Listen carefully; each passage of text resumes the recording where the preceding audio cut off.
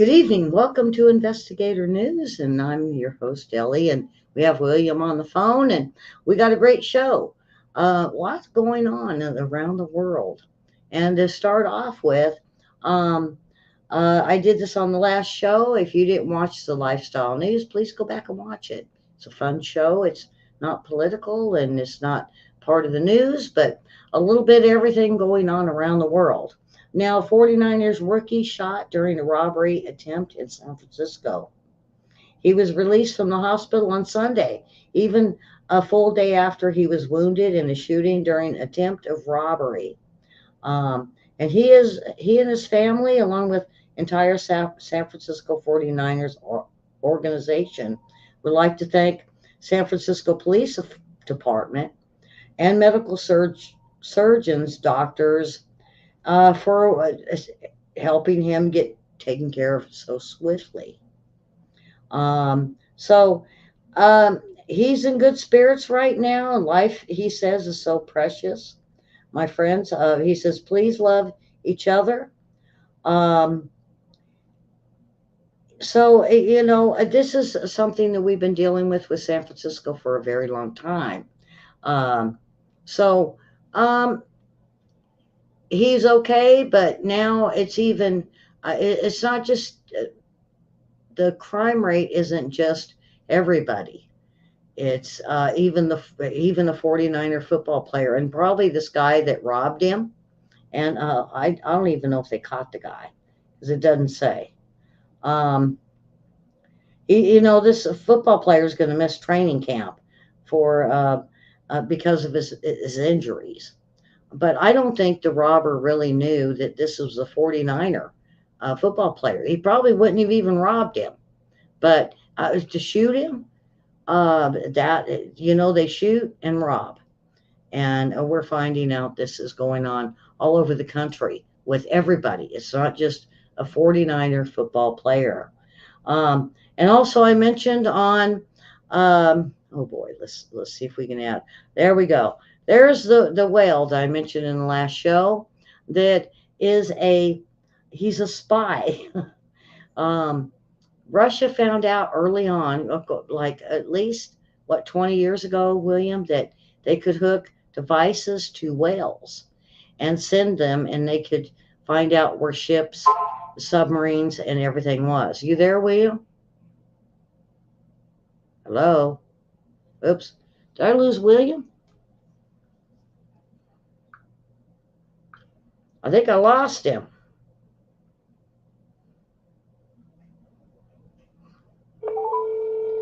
Yeah, I lost him. I hope so. I lost you. I don't know what happened. Okay. But anyway, so these whales, folks, this isn't something new. They did it to seals. They've done it to other porpoises that they've hooked. Russia found out these sea water creatures can swim very close to naval ships, and they can swim into international waters and really not be suspected of being a spy. So this whale was found in Norway. And my whole thing, what I told William today is, when Norway got a hold of this whale and he was dead, he got into some waters that, they unloaded the data for this whale and then they probably killed him. And William said the same thing. Russia kills their spies. They don't let them go loose. Right, William? That's it.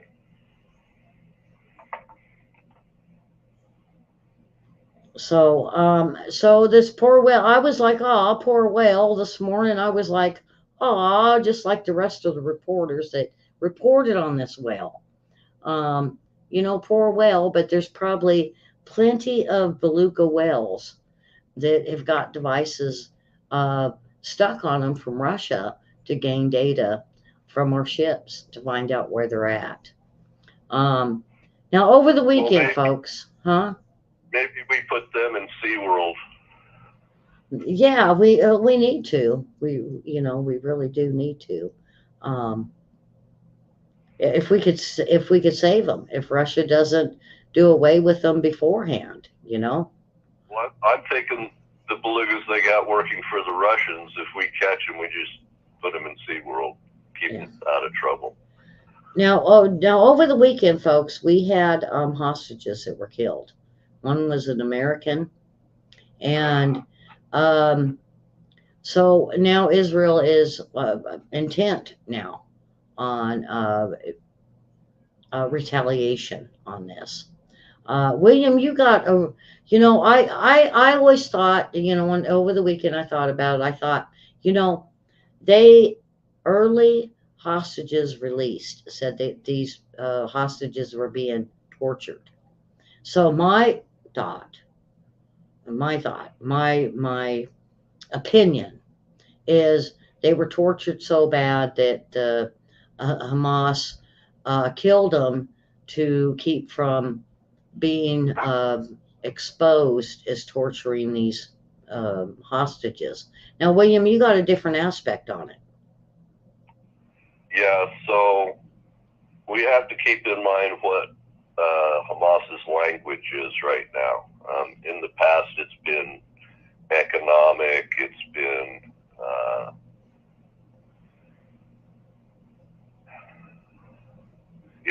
medical. They've got medical treatment in Israel.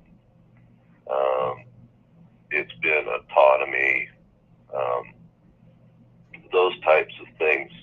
Right now, because of Hamas in Gaza, their language is death.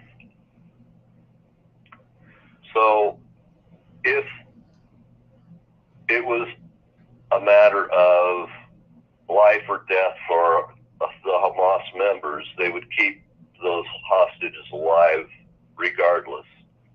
Because regardless of the condition the person's in, if they're alive, just like that kid that came back from North Korea and then died later, they're a valuable bargaining tool. And the reason they're not keeping these hostages alive is because they don't see it as necessary. And maybe, you know, they were just having a bad day, so they whacked them. You don't know, but the idea is if it's absolutely necessary for your survival as a Hamas member, you're going to make damn sure these people are alive.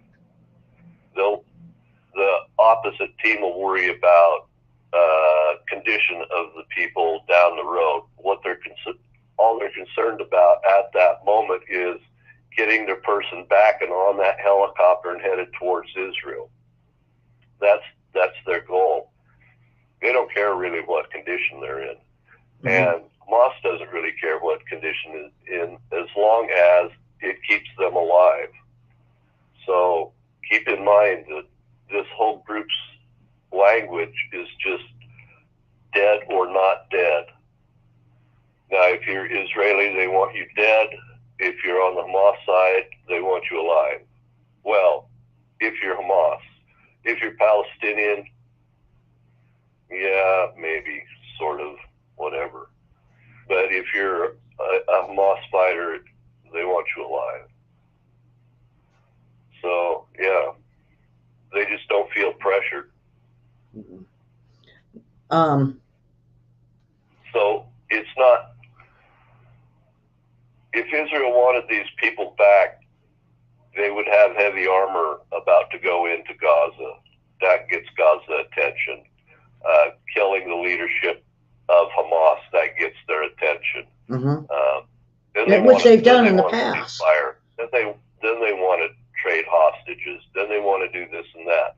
Otherwise, they just want to kill Israelis. It's a hatred. It's you know, like what we're seeing in Ukraine, William. We will never get Gaza to accept Israelis. We'll never get Israelis to accept the Palestinians. Well, why is the United States the great Satan? Ask yourself. It's because the Muslim faith is is not in control of the world like it was under the Ottoman Empire. Mm-hmm. They're revenging the loss of the Ottoman Empire. They don't care who it is, really, as long as their idea of Muhammad's children are in control. Mm-hmm. It's just like the two Marines that in Turkey today. They went in and some youth threw a hood over one of them and beat them up really bad, right? Well, this is a splinter group that's kind of aligned with Iran. See what I'm saying? Yes. This is the kind of stuff that happens if you're not one of them. They don't consider you, if you're not considered one of them, you're a foreigner. Right. Well, even in the Quran. Now, if you read the Quran, the Muslims say, if you will not accept the Quran and the Muslim faith, then you're to be killed. And I think that's what the whole thing is. Even the Muslims that come over here, the peaceful Muslims, and they claim that in Britain, but when it all said and done, it was the same law. They're still going on the law of the Quran of saying you must accept the Muslim and Islamic religion, or you to be put to death. Unless you're Christian, and then mm-hmm. you have. But they even pull it into the politics, though, William. I know that. And that's their mindset. And like you said, the Islamics and Muslims think that the world is theirs. That's it. The world is theirs. And now that they have got the Middle East, I hate to say it, they pretty much got the Middle East. And now Britain, they've moved their, they've moved people into Europe, and now Europe is starting to see it. Now we're starting to see it. Yeah, under the Ottoman Empire, they were spread almost to Italy. They were up into the Balkans. They were all across North Africa. They were across most of their half of Asia, right? Since World War I and the fall of the Ottoman Empire, it's been, the fault of the foreigners, and they've got to pay. Yes, and we'll never be able to have a war that will end in peace when you have Muhammad against Christ. It's just never going to happen. Or Jews or whatever. It's just never going to end, because it's right. Their God against our God. And that's what people need to understand. And I hope my viewers understand this, that this has been thousands of years of Muhammad and Christ. And who has the right God? What do you hear with Allah Akbar? And then they add something else to it, is my God is, my God's more important than your God. My God's more powerful than your God. My God is not your God. When they start chanting that, and they're chanting it across the United States, you have to wonder, so who's your God? Well, Muhammad and his God. Well, I didn't know there was a difference, because when you read all the way, you could go all the way back to Abraham and the very beginnings of the Bible, and I don't want to get biblical on this, but you start seeing that there was a split. And there was Muhammad and there's Christ. And that is what has been fueling these wars since the beginning of time. Yeah, it's all a Bibli. They have a different book. That's it. We got our book, they got their book. Your God is not my God. And, when I was hearing them chanting that and it was translated, I was like, wait a minute. Who's your God? And when you question them, they get very angry at you. They don't know the name of their God. Well, William, I've called a few places and I said, so who is it? And they get angry at me and hang up. They were like, Yeah, you but have they no don't. clue.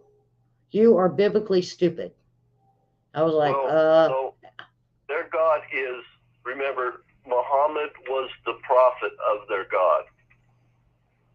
So their God's Muhammad's God. yes. That's all they need to know. So, and so when we look at Gaza and Israel, will they ever get along? No. If Israel will claim the Muhammad God, then everything's going to be fine. But no, it's they believe in Christ, and there will be this conflict 2,000 years from now. They'll still be fighting over Israel on whose God is the greater. Um, So in the West, we believe in this thing called mercy. I like. Now, Did you see what DB had? Let's get real about this. It's all the same God, just how you interpret it. It's true. That's very true, DB.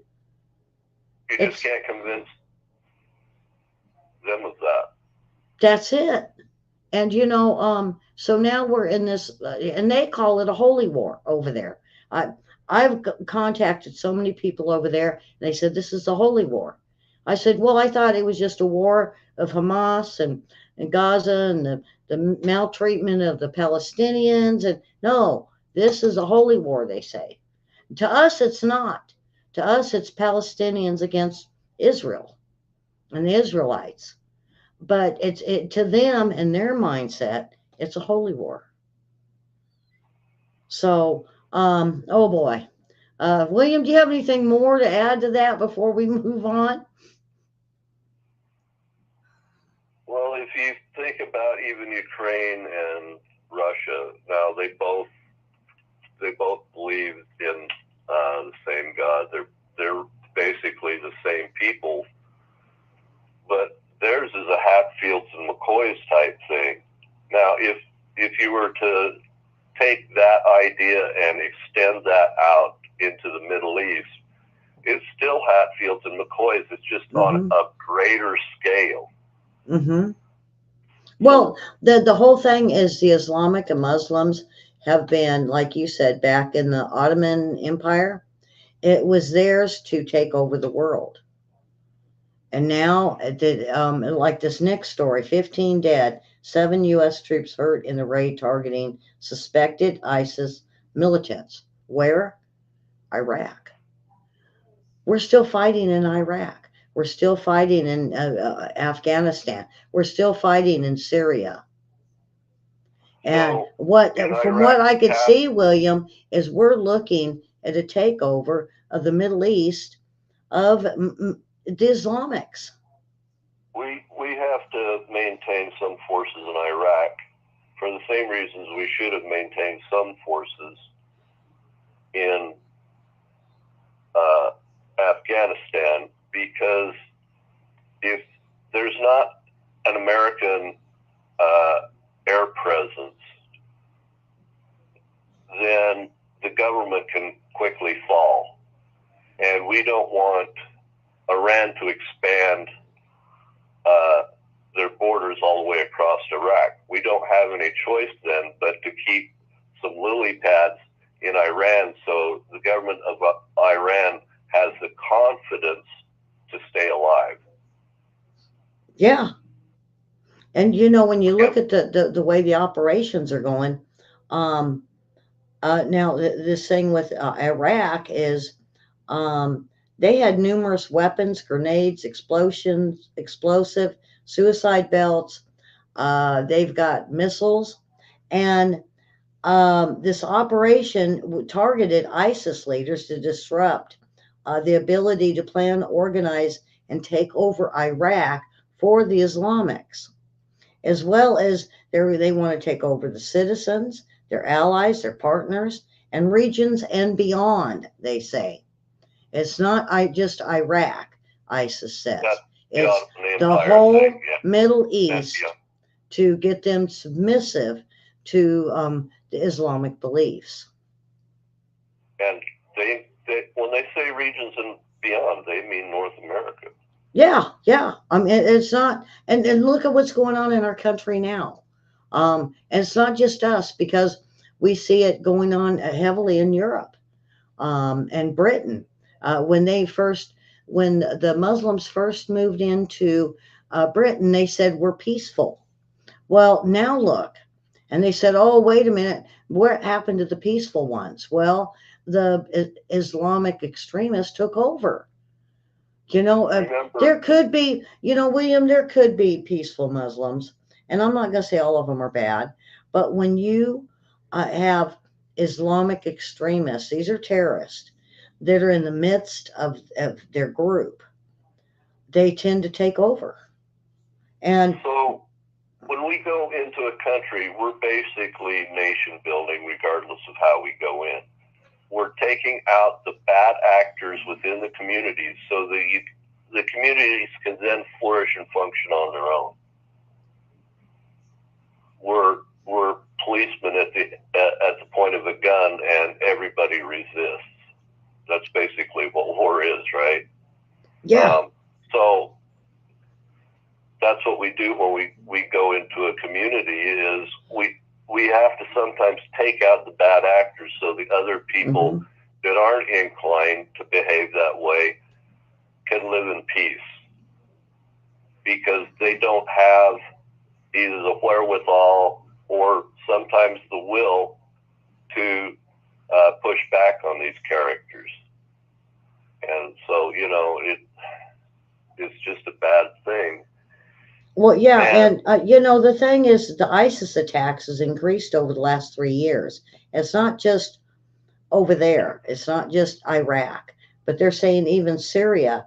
And they said even there was a stabbing spree in Germany, and uh, the there was 153 attacks in Syria, Iraq, just this year, at the beginning of this year. We're not even finished with this year, but um, they have claimed that this was just a, a preview of what's to come. sure, they're right, because the World Economic Forum, when under the military premise of the enemy of my enemy is my friend, right? The World Economic Forum sees Islam as a free fighting force against the Christians, hmm which are holding them down as far as they're concerned, because, they need their one world government. And this thing that's going on over here in the colonies, America, that piece of paper is a problem. hmm And so these people are being spread far and wide. And they're getting more and more aggressive. Because why? Because of Iran. And Well, and not to only both, Iran, but even North Korea, because Yemen is the Houthi terrorists in Yemen have attacked three more ships in the Red Sea. They're increasing their attacks, and you could see that the Arab nation, as far as the Islamics, and folks, I don't want you to think that I'm against Muslims. I'm against Islamic extremists that have moved in, that are wanting to, like William said, it's a whole world thing that went thousands of years back, where they need to control the world. So they're increasing. Iran is increasing. North Korea is sending more missiles and weapons to Russia. They're sending more and more. We don't know what goes on behind closed doors. We don't know if North Korea is sending missiles, nuclear missiles to um, Libya or Yemen, or we don't know, because now we got a coalition of Iran, China, North Korea, that is a partnership that is very scary right now. They're only increasing on the attacks. We see China. One of the biggest stories that came out is um, China bumping boats in the Philippines. And we'll probably get to a little bit of that, but we are looking at more and more of an increase of attacks of this union of China, North Korea, Russia, and Iran, uh, to where it's bringing in their own ideas, or their own ideas. Um, If, so go ahead, William. if so, if a group's xenophobic, number one, and they're anti-democratic, number two, if you're a foreigner, you're the enemy. There's no way out of it, right? If they're democratic and they want to have trade, well, then you're a friend by proxy because you're a business person. Mm-hmm. But if you just see the world in people that are like you and aren't like you, that's the deal. And the more people, if you go to a place where everybody's different, but then your people get more and more and more, then you can behave like your people, not like, Rome that exists that you just came to. When you're in Rome, Mm-hmm. act like the Romans. And that's just what happens. The bigger their enclaves become, the more they want to have their Sharia. They feel more powerful. The Sharia law, yeah, but not only that, but the socialism, because the one world, we keep mentioning the one world order. It's a socialist to communist, and more we're seeing countries socialist, and it's appealing. It's so appealing, and they say, oh well, we'll have Medicare for all, we'll have welfare for all, we'll have everything for all, everything for everybody to take care of you, but you're going to pay the taxes on it. Now, And what those happens? people say that they love democracy until they lose, and then they hate democracy. Yeah, right. So, William, As long as my they're whole with thing it, was, then they like I got to, democracy. I got to thinking about today. What happens when they break the bank and nobody can pay the taxes? Then what? Then they start taking our stuff and they start locking us up. Re-education camps. Free education camps. Yeah. And see, that's And the the movement ones that of. won't re-educate, you have to, And gotta will get it rid of happen? So the question was to me, will it happen in the next 4 years if Kamala Harris gets in office? No. it. Good. We don't know, but They it could. will. Now, if we are looking at when Joe Biden came in, remember he had the stack of everything he signed, and it was blank paper. He was just signing that whatever they wanted to put in after the fact. I think it was too much of a hurry, and he had a whole bunch of ideas that he wanted to cut. And when folks look at what happened when Biden went in office, the taxes, the gas prices, the food prices, minimum wage went up. Yeah, minimum wage went up. But what did it do? It did It was exactly brutal. what the Republicans said. I'm not going to say Trump said. It's everything that the Republicans, independents said, that if we put up minimum wage, the prices of your food is going to go up. And that's exactly what happened. Exactly. Um, oh boy, we got way off. And not only that, but illegal crime that's went up in this country. I cannot believe how high the illegal crime rate. And that's one of the stories I had here. And I read through it, and um, we're look at Aurora, Colorado, and they're saying, oh, it's happening in New York, it's Miami, it's LA. The crime rate, because why? Because this administration we're in right now cut the police force, the military, everything they could cut that had anything to do with punishing anybody was just taken out. And everybody's like, well, the cops are crooked anyway. I keep hearing that from the young. The cops are brutal. The cops are beating up people. The cops are hurting people. They're shooting people. They're horrible. Well, that's what's left. That's what's left. You got bad cops in these cities that it doesn't matter. They'll take any cop because they need policing. And of course, you're going to find out with George Floyd. Yeah, But come to find out, this cop and George Floyd worked together, and there was a lot of stuff they had to cover up. So did he kill him to cover up his own ass? This cop. There's a lot more to George Floyd. And then what did we do? We lost statues, we've lost cities, we've lost police stations all over this when no one really looked into what was really going on between these two guys that worked at a bar as security. And that's a fact. Look it up, folks. And as we look at the state of our nation, let's not worry about all the other countries. When we look at the state of our nation, we're You in know, big trouble.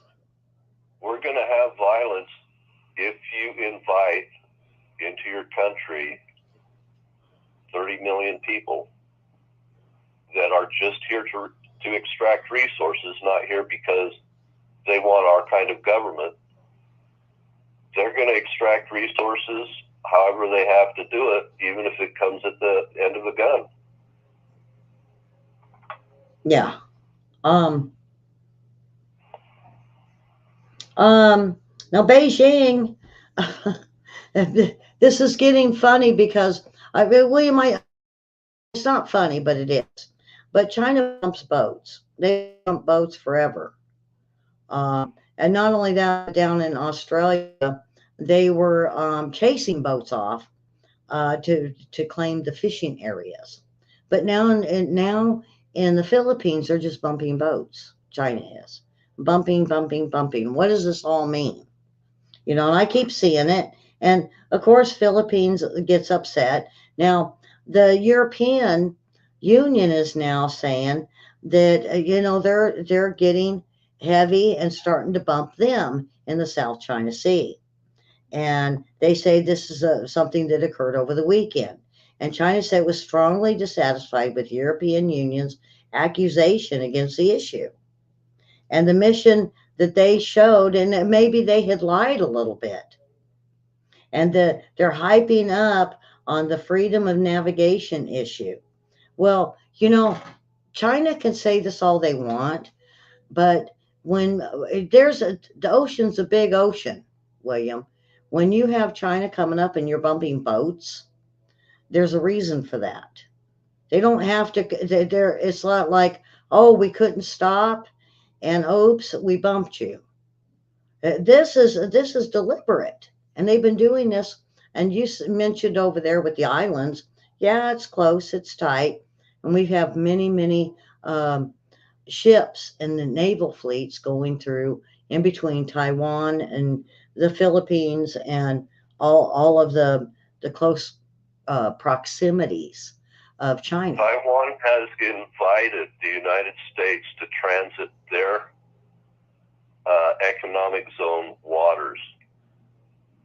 So, if the United States wants to use that corridor, it's open to them by Taiwan. It has nothing to do with China. And they say, well, it's against international law that you're in our waters, says China. And then the same goes with the Philippines and the EU, and even Japan, because they're bumping Japan boats. When China says international law, they mean the law of Beijing. They're going to be the one world government. Mm-hmm. When they say international law, it's an entirely different meaning than your international law. Yeah, right. It's like there's a difference between peace. Here in the United States, we see that as tranquility and freedom. Their peace is control and absolute subjugation of the people. Mm-hmm. So they're double speaking around it. Look, if you're 3,000 miles from your shores or 600 miles from your shores, it's not your economic zone, number one. And number two, the rest of the world shouldn't have to have icebreakers, right? Icebreakers to get through without having their boats damaged. Well, it's a problem with China.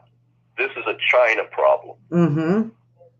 Well, China has been known for doing this for decades because, like I said, in Australia, they were doing that just to claim fishing rights. and Australia ended up having to now how I found how I looked into this was so they let China maybe have a port so they wouldn't bump into their boats, but they could still have a fishing area. Well, then all of a sudden they started putting military bases up, and Australia said, "No, wait a minute, you can't do this." Well, then they totally tried to chase them out of uh, the waters where these fish were. And now we're looking at Australia saying, "No, we're kicking y'all out." And, same way over there in the Philippines and Japan, they've got these they have military boats looking as fishing vessels. And then they go, "Oops, we bumped into you." Well, how do you bump into a naval fleet? They're You there. don't bump into Coast Guard cutters. That's it. And so it's on purpose, and that's what the EU is. They made a statement on Sunday, and they said this is dangerous actions by the not only the China Coast Guard vessels, China fishing vessels, but China military vessels, and that they are smart enough, and they have been in wartime situations for decades, that they should know when to stop, or do you run full speed into bumping them. Now, what is the purpose of bumping? The power of control. They're just showing power. We can do this and we're going to get away with it. It's always about control. Mm-hmm. And Control. we don't hear much on Taiwan of them doing that, but they many months ago when I was before I got sick, they were bombarding Taiwan. They're still doing it. They're still trying to uh, weaken Taiwan to not only military but economically, to where they can just move in and say, "Hey, we can help you out here," just like they're doing everything else with the Belt and Road Initiative. Everything China does that's not for China is a trap. I don't take now. DB Wolf said, "Funny how they don't bump our boats." Well, yeah, they in a way they have. They've gotten close, but then they swerve off and say, "Oh, oops, sorry guys." Uh, but William, I think they have bumped our boats, but it's a fishing vessel disguised. Well, we smashed into each other underwater. We do that occasionally, but if another vessel tries to ram a major U.S. asset, we're going to fire on them. Yeah. Why? Because we have a military that's strong enough to fire on them and survive. DB, you also see that with Britain or Australia. They're not really bumping into the boats in the international waters on those fleets. But they'll bump into China, or not bump into Japan. They'll bump into a little bit of Australia. They'll bump into Philippines. But when it comes to a major nation, no, they won't. Any weaker country, they don't have any compunction about, slowing down, running over them, whatever. But what gets me is some of the smaller countries that China's been able to get into, that they're starting to take over. And I wish I should have wrote it down. But it's getting very worrisome, because more and more the Belt and Road Initiative is becoming very popular. And even though there is like Africa and a few other countries that said, no, like Australia says, no, it's not working. If you're an impoverished nation and you get your chance on being a wealthy tycoon through a road and belt initiative and then skipping out of your country, what are the temptations? Mm-hmm. Well, they've offered it to us. and it's for high-speed trains. But look at not San Francisco, L.A., because Newsom fell all into it and put millions into it, and they started to do it, and then it fell apart. But you look over, I know everybody's been on YouTube, and they see these high-speed trains. What happened? What happened? Was it just We have money? high-speed aircraft. What do we need a high-speed train for? Because they want to get everybody from LA to New York in hours, an hour. That's called an aircraft. Why set go at 200? I don't know. I've taken, I'm in Arkansas, and I've taken the whole plane thing over to California, and it's an 10 hour fucking 10 hour thing. 200 miles. Sorry about that F word, guys. I mean, because I had kids, and I tell you what, being stuck on a plane with the kids, and then a layover in Vegas, and it was an all-day thing. It was an all-day. I was like, I ain't doing this no more. And of course, I did it again, and it was the same 8-9 hour thing. If I can get on a train and make it to California in 2 hours, I might be tempted. That'll never happen. The trains will never be that fast. Yeah, well, they'll never give us what they have. Yeah, see, that's the whole thing. I talked to this gentleman over in Beijing. I got hooked up with one of my sources from Taiwan. He says, you got to listen to this guy. And he says, email him. And so I did. And he said, China has never wanted to share the high-speed train with anybody else in the world because they have it, not us. And they will charge us billions if we think we want it here. And I think that's why the Belt and Road Initiative, now it has worked in Africa, folks. They put in a railroad system, according to my sources out of Kenya. Yeah, but it's not high speed. It's not high speed, but it's a railroad system that has been able to use in between the gold and jade mines, I believe, and of the amount of money in Kenya to go back and forth, but it's also strengthened most of Africa. So the railroad has worked, but what China wants in return is unreasonable, he said. So, anyway, William, do you have anything left you want to add before we close? I think this has been a great show, and I think people need to share this show. Hit the bell and the like button, the thumbs up. We've just got hearts. 2 major wars and a third major war happening because we have a weak administration.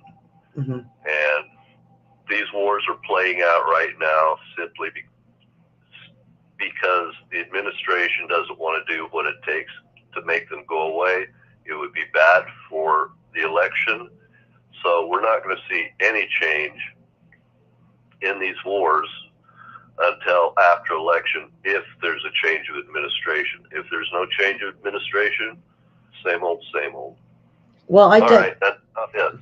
Yeah, and folks, just get out there and vote on voting day. And I think even if we have election that don't turn out the way we want, I think we are a strong enough nation of we the people and how much we love this country. We'll fare through it. We just got to get rid of some of these crazy people.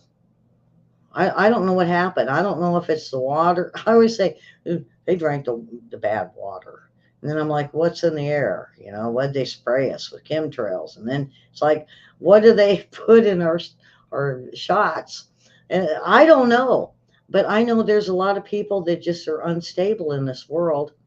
And I think there's enough of a stable people and people that love this country that we're going to make it through this.